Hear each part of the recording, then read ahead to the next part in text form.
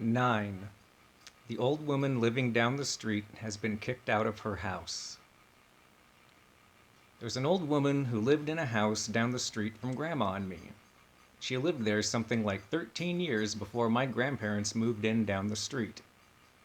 For 54 years, it had been her home. She had maybe 6 little yappy dogs and some cats. There was a nephew that lived there with her.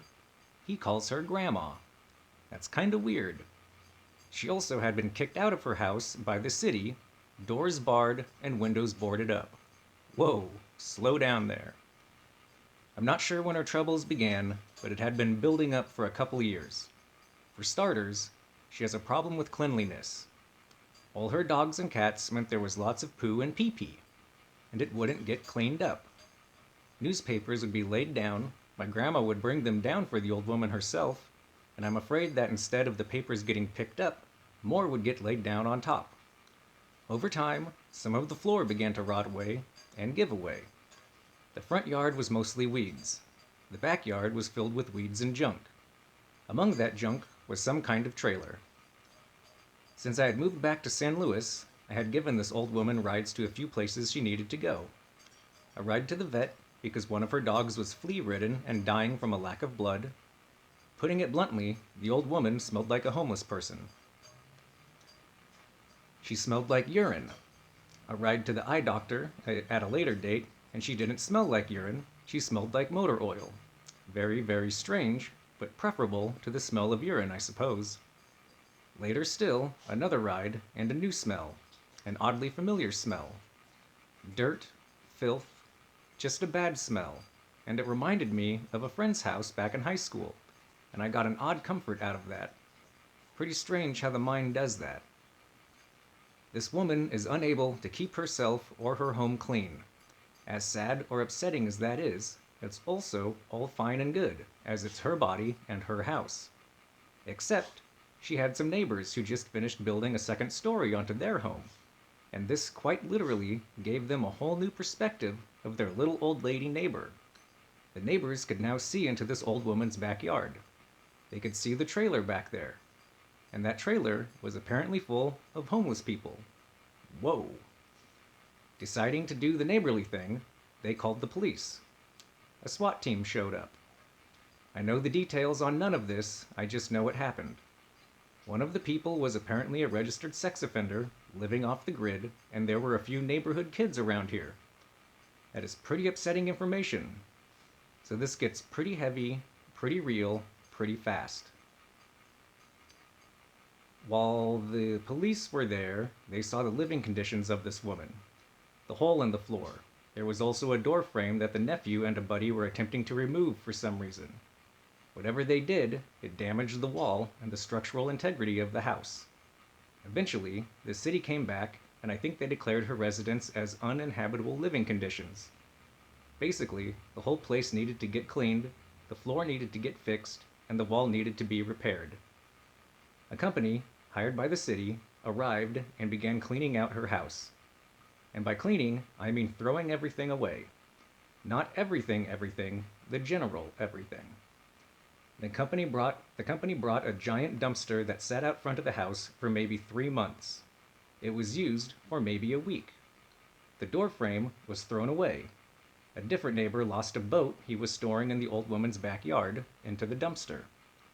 A little girl's cat goes missing, and she thinks it might have been mistaken for one of the woman's cats and taken by animal services.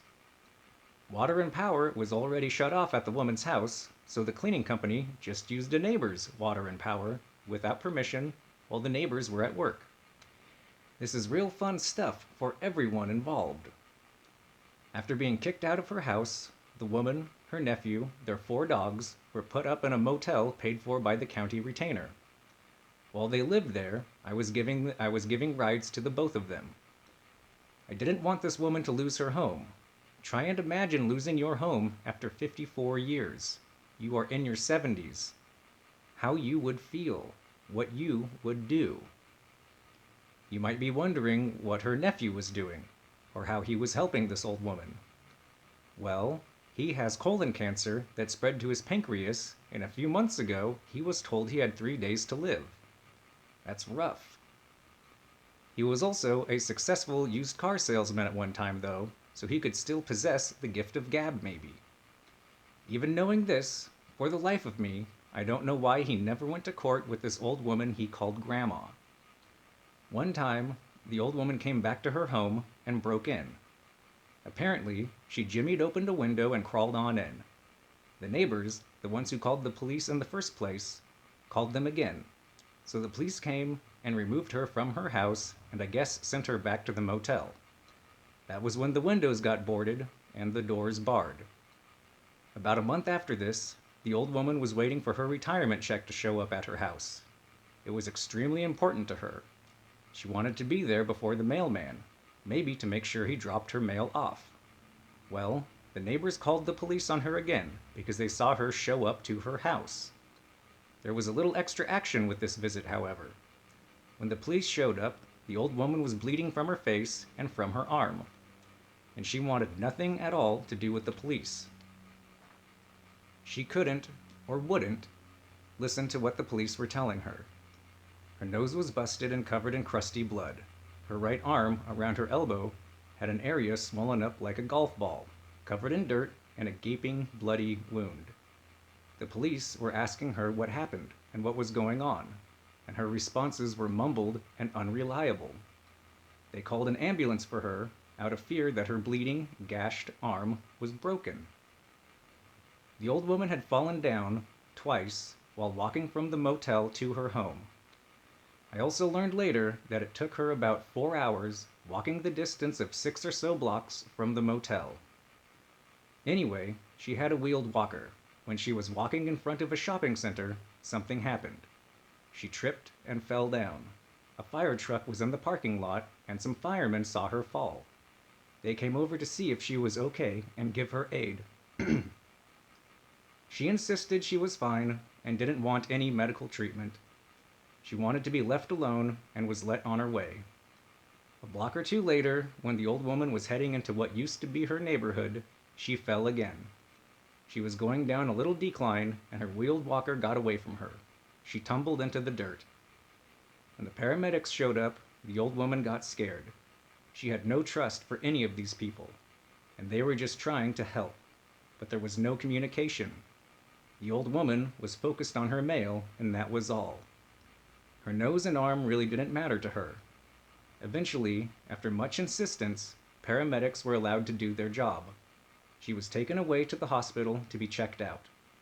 I called her nephew and gave him a ride to where she was admitted. Thankfully, the extent of her injuries amounted to a bad case of road rash. Nothing broken, just some bad scrapes and bruises. That's some weird luck. I picked them up from the hospital and we went back to the house to get her mail before I dropped them off at the motel. Speaking of their motel, they wound up staying in at least 4 different ones. After staying in the first place for a month, it wouldn't rent to them after a dog or dogs peed on the sheets and stained a mattress. There was another motel that they stayed in for a month, which was the maximum stay allowed. After the month, they refused to rent to them again. I don't know why, but the 4 dogs could have been a reason. They got checked into a third motel for I don't know how long. And after that one, they ended up at a motel that was out of town and down the coast, in Pismo Beach. You might have noticed how these dogs might not be the best thing for this old woman to have. She had already had more than were allowed by city law. And without a house, the dogs she had left were living in the same room she and her nephew lived in.